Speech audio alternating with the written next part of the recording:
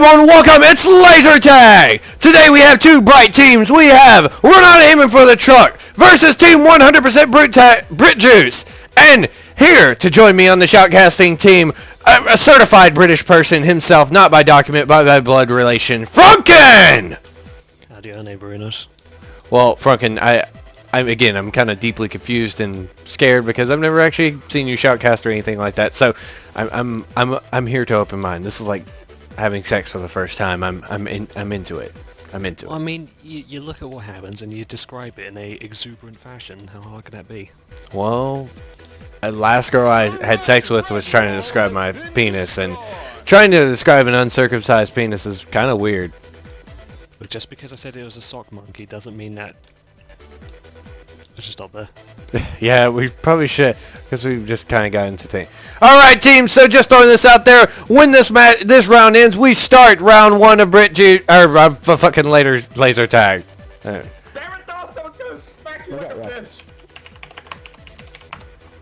And here we go, people. We're going to start round one. It's Team Brit Juice, 100% Brit Juice, versus We're Not Aiming for the Truck. And fucking, I don't pick favorites personally. I hate people. I hate everybody. But what team are you kind of rooting for? You think is going to win this?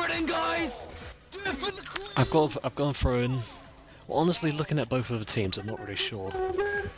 We're Aiming for the Truck is mostly an unknown to me, except for Fingers, and his performance in the last game was. All right, so I mean, oh wait, what was the question? You're not gonna have us do the little taunt thing at the beginning, or I already did it. I already did it. Oh yeah, I forgot you weren't a part of that. Ah, that sucks. I could just digitally edit your name into it, Fingers. We could pretend it was you. You just give him a smiley face in post. Yeah, this is the first round. So continue on. We're sorry, guys, but the camera stopped recording 2 minutes into the match, and we lost all the rest of the footage of the match. But being the nice people that we are, we decided to finish off the rest of it with some colourful drawings that we did. Okay, so Connor was there. His teammate Satan went off the record, the map, a ghost in the night. That's pretty much how it is. So Connor calls up his enemy team, Epic Assassin, and all his teammates to meet him in the very middle of the battlegrounds inside Torx on Laser Match. All the team hastily makes their way to get inside the middle arena of Torx on Laser Tag map and discuss what happened or what could have happened to Satan or anyone else that could have been harmed.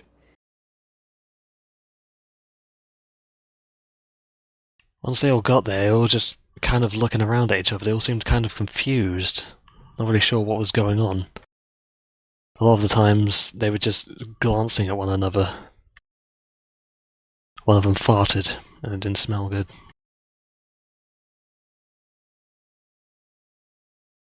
And besides them farting and, gassing each other, like, I'm not going to say what they gassed each other with, they noticed that two of their team members didn't show up to the meeting. Well, actually, one did, but one miraculously disappeared for whatever fucking knows reason. And then they start pointing fingers. Connor asks, "So, Epic, what have you been doing? Where have you been in your team?" Epic sharply turns and says to him, I was at my base. I was looking over, like, I didn't even know anything had happened. I just got a phone call from you. I didn't even realise we had phones in Team Fortress 2. Like, how did that even happen? And just as that, Epic noticed that another team member has disappeared as well. And Connor sharply turns to him, points at him, and accuses him of shenanigans.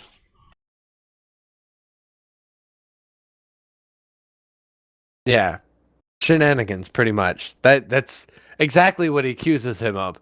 And Connor goes on to say that Epic is obviously the one behind him, but just as that, he notices that two more of his team members gone, and only two of blue team and three of red team are left. Connor starts to suspect that Epic is working with someone to do something to someone at some point in time for someone over there. And then he realizes Epic doesn't have a beard. And you know who has a beard? Allman. And you know who Allman works for? Overkill. So that has to mean only one thing Clearly, it was a conspiracy to obtain more virtual goods. Connor couldn't wrap his head around it, but he knew it had something to do with the obtaining of all those safes. I mean, of course, the recent update that removed the buying of safes and drills. Surely it had something to do with the disappearance of his team members. Surely. Surely it did. Because, I mean, why would they just randomly take out all their saves? Are you trying to buy back or trying to win back the trust of their faithful community that they fucking destroyed? You know, since the game was released, it was kind of just going downhill there. And just like Connor and Epic's friendship, it was going downhill.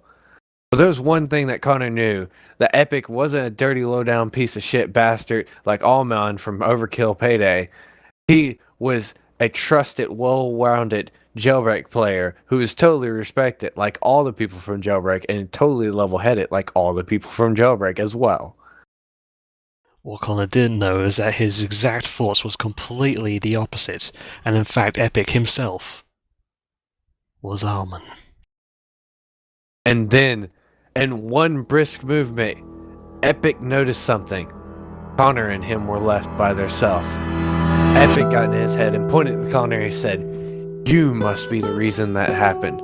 You must be the one to do it." And then Connor miraculously disappeared, and Epic was sitting there left alone in the middle of the square by himself. And then he started to think to himself that only one person could have done this.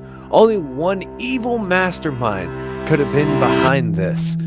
He slowly turned and looked up to the Rubio sunset and thought to himself, uh-oh. He turned around briskly, and then, out of nowhere, of the brisk dark shadow, a skeleton popped